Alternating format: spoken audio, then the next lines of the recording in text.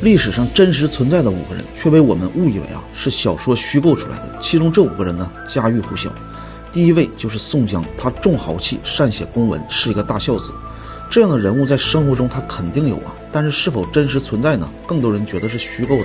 确实，如果按照小说情节和人物的特点来找，是没有对号的。但是在北宋历史中还真的有一个宋江，他旗下呢有36位猛将。不过北宋当时的实力还在，宋江的队伍吃了不少的败仗，先是败给了梁元，后来又被从西南剿匪凯旋回来的方腊给平定了，下场你可想而知。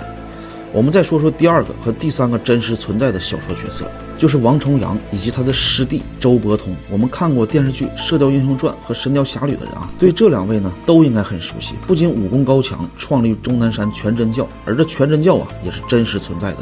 王重阳呢也确实有这号人物，而且全真妻子确实也是他的弟子。第4个是尹志平。如果你要看过新旧版《神雕侠侣》的话，会发现这个人物的名字变了，那就是全真教临时掌教的尹志平，他变成了甄志兵。很多人不明白其中的原因其实改名就是为了避讳一个这样真实人物的存在。第5个呢，济公。我们一般不会相信有这么接地气的佛，但是历史上真实的济公和小说中的济公形象是非常贴近的。其实历史上有很多虚构的人物，他都是真实存在的，甚至包括孙悟空，他的原型叫石盘陀。